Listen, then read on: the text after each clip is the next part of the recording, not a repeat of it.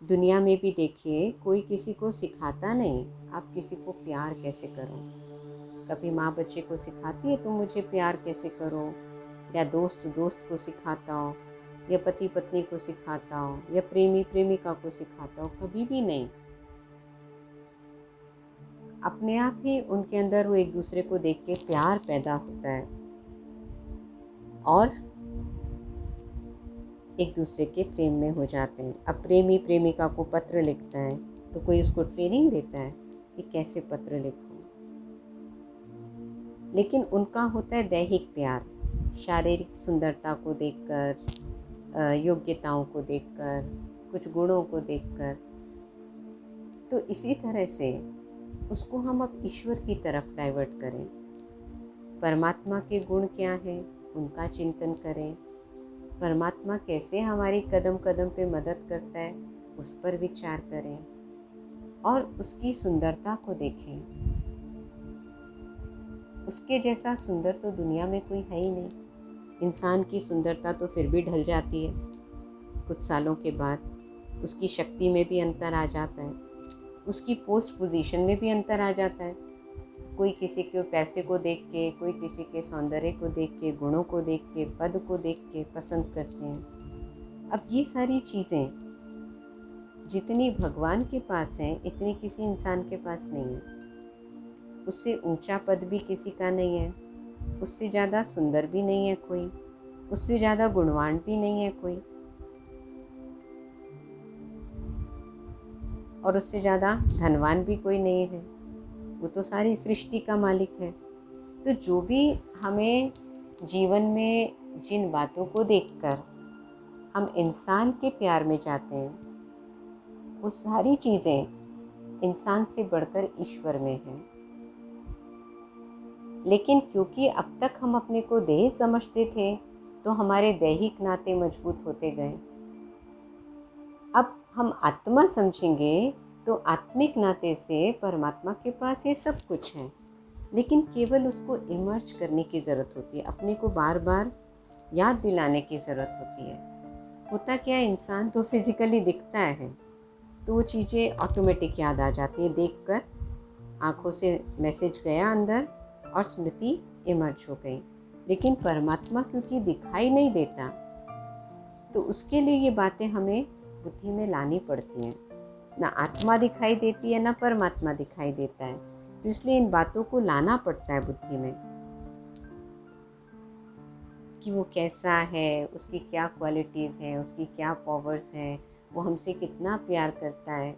ये सारी चीज़ें इमर्ज करनी पड़ती हैं और उससे अपने संबंध जोड़ने पड़ते हैं। संबंध के लिए पहले आप विचार करेंगे। मान लीजिए दोस्त का संबंध है, खुदा दोस्त कहते हैं, तो वो मेरा प्यारा दोस्त है, मित्र है, सखी है, जो भी समझ लीजिए। तो दोस्त के रिलेशनशिप में क्या होता है विचार कीजिए। किसी से दोस्ती कैसे घनिष्ठ होती है, एक दूसरे से शेयर करते हैं, एक दूसरे को अपने मन की बात बताते हैं, एक दूसरे का ख्याल रखते हैं, टाइम स्पेंड करते हैं एक दो के साथ। और आप विचार करना, तो दोस्ती की क्या कंडीशंस होती हैं। कोई ज़रूरत पड़े तो दोस्त सबसे पहले दोस्त के काम आता है, बाकी दुनिया बाद में। दोस्त को पता होता है कि मेरा बेस्ट फ्रेंड है और कोई हेल्प करे या ना करे ये ज़रूर करेगा। तो इसी तरह से अब भगवान से दोस्ती सोचें कि भगवान की क्या क्वालिटीज़ हैं, भगवान के साथ हम टाइम स्पेंड करें तभी तो दोस्ती मजबूत होगी। भगवान के साथ शेयर करें, तो ये सब हमने किया नहीं ना इतने समय से, ना उससे शेयर किया, ना उसके साथ टाइम स्पेंड किया, ना उसके ज़रूरत के समय काम आए। वो तो हमारी ज़रूरत के समय हमेशा काम आता है, लेकिन उसके कार्य में जो मदद की ज़रूरत हो तो उसमें हम काम आएंगे, तभी तो दोस्ती गहरी होगी ना। उसको तो हम सदा से याद करते आए और वो सदा ही हमारी मदद करता आया, चाहे हमने उसको जाना पहचाना चाहे नहीं पहचाना, फिर भी उसने हमारी मदद करी। लेकिन हमने उसके कार्य में कितनी मदद करी, हमने उसकी इस बनाई हुई दुनिया को बेहतर बनाने में क्या कार्य किया, सारी मनुष्य आत्माएं, सारे जीव जंतु उसके बच्चे हैं, उसकी संतान हैं। उनको सुख पहुंचाने के लिए हमने क्या किया? प्रकृति को अच्छा बनाने के लिए, सुखदायी बनाने के लिए हमने क्या किया? प्रकृति भी उसकी रचना है। या हम उसकी बनाई हुई प्रकृति को, उसकी बनाई हुई सृष्टि को दूषित ही करते जा रहे हैं। कभी हवा को दूषित कर रहे हैं, कभी पानी को दूषित कर रहे हैं, कभी इधर उधर कचरा फेंक रहे हैं, कभी उल्टा सुल्टा खा के इकोलॉजिकल बैलेंस को खराब कर रहे हैं।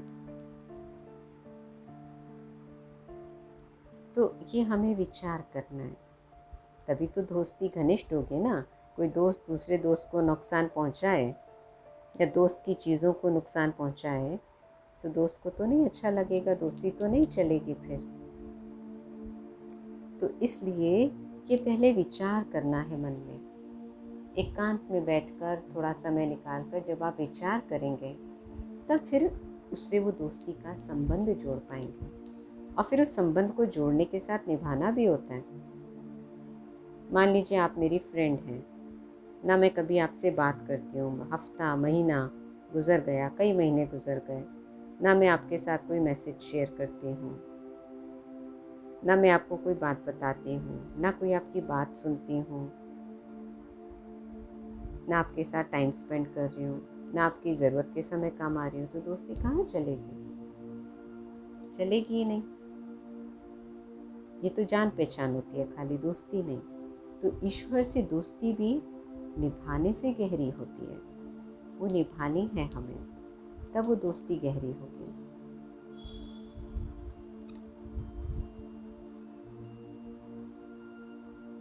और ये चारों बातें तो हैं। संबंध, तो संबंध वाली बात को लेना, दोस्त का संबंध, सखी का संबंध, ये ले लीजिए या कोई और संबंध ले लीजिए। जैसे मैंने एक संबंध का बताया, ऐसे और संबंधों में भी माता पिता का संबंध, माँ और बच्चे का संबंध, बहन भाई का संबंध, प्रेमी प्रेमिका का संबंध, साजन सजनी का संबंध, कोई भी संबंध, लेकिन आपको उसकी पहले गहराई में जाके मनन चिंतन करना होगा। तब आप उस दिन उस संबंध को अनुभव करने के लिए फिर अटेंशन देना होगा। जो आपने मनन किया उन बातों को यूज़ कीजिए उस दिन। और यूज़ करेंगे तो एक दिन में नहीं अनुभव होगा, कम से कम 3-4 दिन उस संबंध को लीजिए और उसकी गहराई में जाके उसको यूज़ कीजिए। फिर आप देखिए आपको कितने अच्छे अनुभव होंगे। ये अनुभव करने की बातें हैं, लेकिन अनुभव के लिए पहले विचार करना होता है। ऐसे ही उससे होने वाली प्राप्तियों को कभी कागज़ पेन लेकर बैठिए, लिखिए कि उससे हमें क्या क्या प्राप्ति होती है।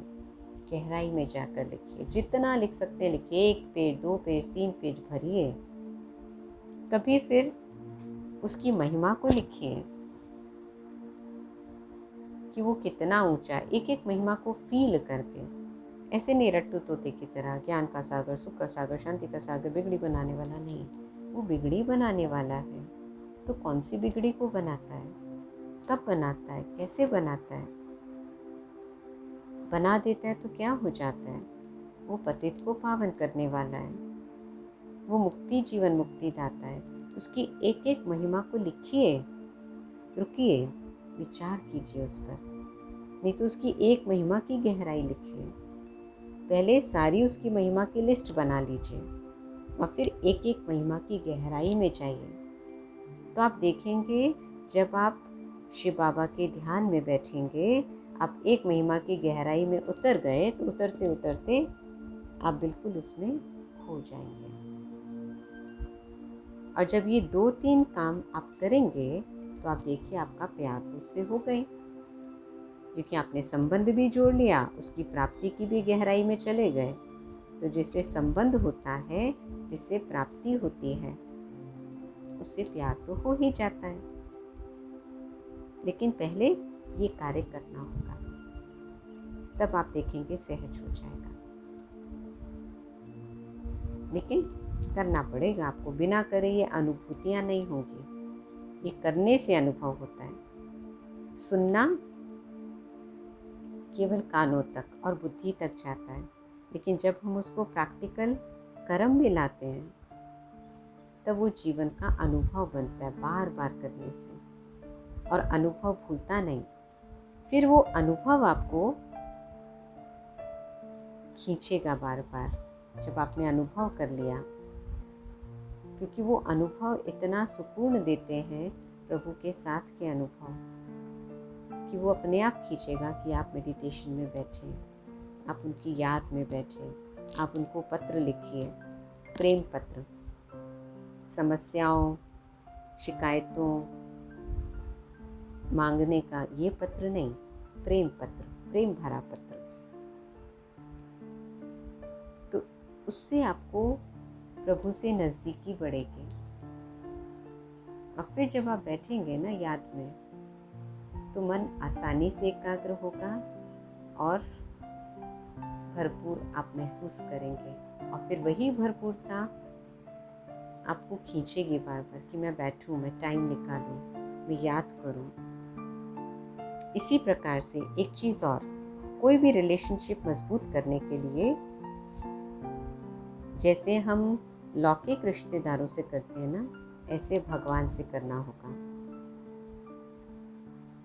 उदाहरण के लिए कोई खास मौके आते हैं, आपका जन्मदिन आता है, आपकी मैरिज एनिवर्सरी आती है, या आप कहीं हिल स्टेशन पर जाते हैं, या आप कहीं शॉपिंग के लिए जाते हैं, तो आपने घर के लिए, सदस्यों के लिए लिया सब कुछ, ईश्वर के लिए कुछ खरीदा। आप घूमने गए तो दुख में तो याद किया, सुख में भी उनको साथ रखा, देखो कितना सुंदर नज़ारा है, कितने अच्छे फूल खिले हैं, उनके साथ भी शेयर किया। हम भूल जाते हैं चीज़ें, हम जो साथ जिनके होते हैं बस उन्हीं से शेयर कर रहे होते हैं। सुख में तो बिल्कुल ही भूल जाते हैं, उनको शेयर ही नहीं करते। अब कोई फ्रेंड किसी के साथ केवल दुखड़े ही गाता शेयर करता रहे और अच्छी बातें ना शेयर करे, तो फ्रेंडशिप नहीं चलेगी।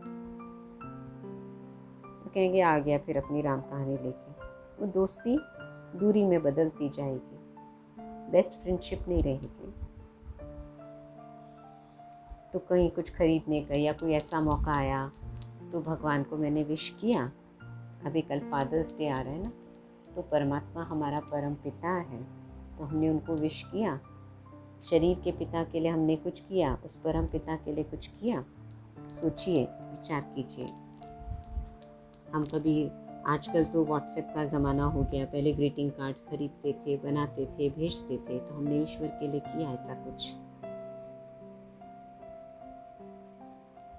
करेंगे तो जुड़ेंगे। चलिए अब मेडिटेट करते हैं। बहुत प्यार अपने अंदर लाइए। मैं आत्मा, मैं बिंदु, मैं चेतन सितारा, परमात्मा की विशेष रचना, वो परम पिता, सारे जगत का नियंता, सृष्टि का मालिक, बिगड़े को बनाने वाला, मुझे दुखों से मुक्त करने वाला, मेरी जीवन नैया को पार करने वाला,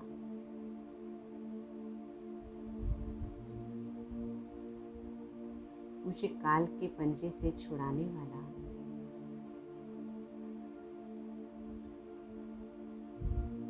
ज्ञान रत्नों से मेरा श्रृंगार करने वाला, मुझे शक्तियां देकर कार्य में मदद करने वाला,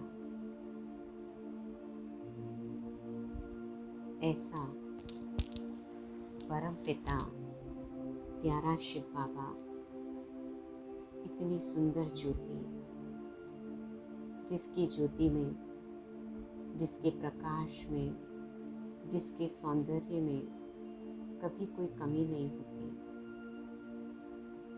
365 दिन, सालों साल, अनेक जन्मों तक उसका प्रकाश, उसका सौंदर्य, उसके गुण, उसकी शक्तियाँ अथाह ही रहती हैं, कभी परसेंटेज कम नहीं होती।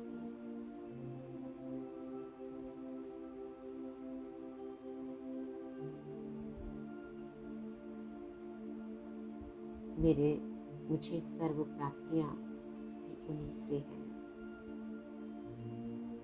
सद्बुद्धि की प्राप्ति, समझ, शांति, खुशी, शक्ति, प्यार, आनंद, पवित्रता, सब उनके संग से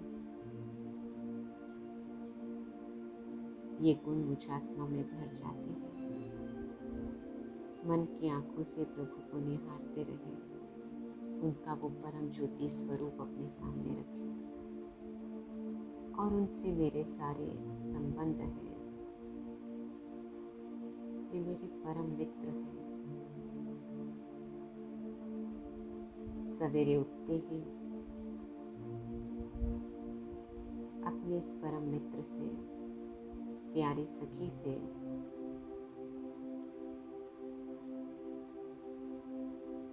उस सखी का आप कुछ प्यारा नाम भी रख सकते हैं। उस सखी से मैं सवेरे उठते ही हेलो करती हूँ और तैयार होते हुए भी मुझे मन में रहता है कि मुझे सखी के साथ शॉपिंग करने जाना है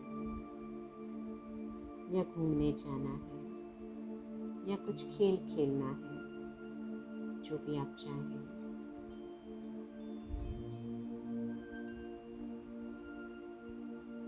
बगीचे में बैठे हैं हम दोनों, आपस में प्यार भरी बातें कर रहे हैं, अपने अनुभवों की लेन देन कर रहे हैं। वो कहीं घूम कर आई, मैं अपने परिवार के साथ कहीं और घूम कर आई। एक दूसरे को बता रहे हैं घर में जो कुछ ऊपर नीचे हुआ, किसी ने मुझे गलत कहा, वो भी मैं शेयर कर रही हूँ। मुझे बहुत दुख हुआ उसके ऐसा बोलने पर। मैंने नया फ्रिज लिया, वो भी उसको बताया। तो हर बात दिल खोल के हम आपस में शेयर कर रहे हैं।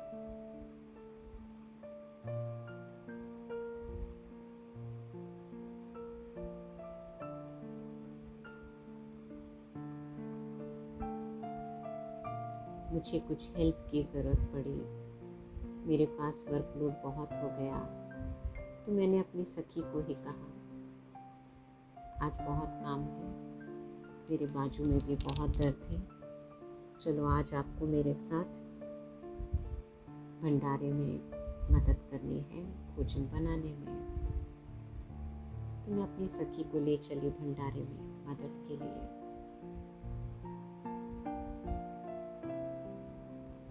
ऐसे मन ही मन उसकी महिमा करते, उससे प्यार की बातें करते,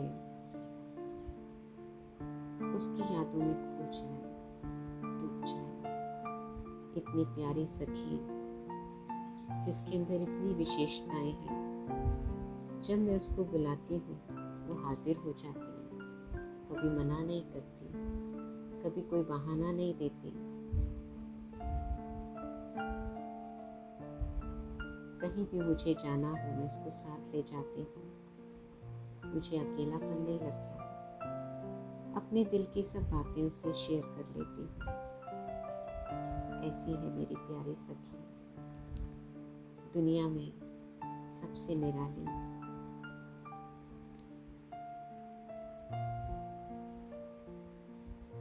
आपको पाकर मेरा जीवन कितना खुशहाल हो गया। मेरे जीवन में शांति आ गई। आप इतनी मेरी प्यारी सखी हो। आपने मुझे जीवन जीना सिखा दिया। कितना मुझे गाइड करते हो, कितना मुझे साथ देते हो, मोटिवेट करते हो। मुझसे कुछ गलती हो जाए तो मैं गिल्ट में ना चले जाऊं, उसमें जाने से बचाती हो, फिर से मुझ में उमंग भरती हो, और मैं कुछ अच्छा करूं तो मेरी महिमा के पुल बांध देती हो। कितनी प्यारी है मेरी सखी, जो 24 घंटे हर पल, हर कार्य में, हर जीवन के पल में, सुख हो या दुख, मुझे साथ निभाने के लिए तैयार है।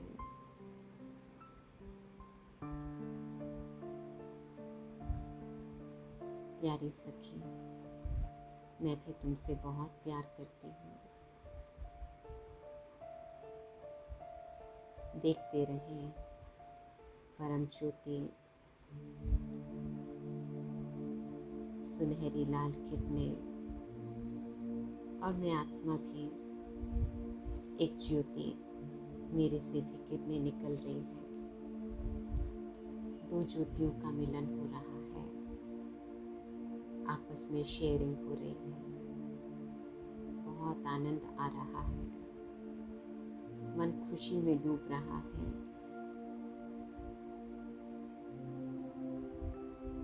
लगता है ये पल बीते ही नहीं। मैं आत्मा भरपूर होती जा रही हूँ। कितनी भाग्यशाली मैं आत्मा, जो स्वयं सृष्टि का मालिक मेरा दोस्त बन गया, खुदा दोस्त। ऐसा दोस्त कहाँ मिलेगा।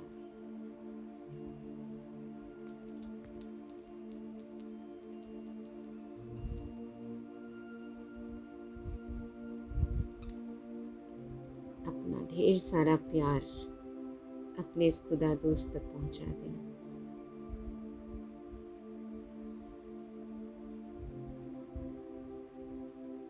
ओम शांति शांति शांति।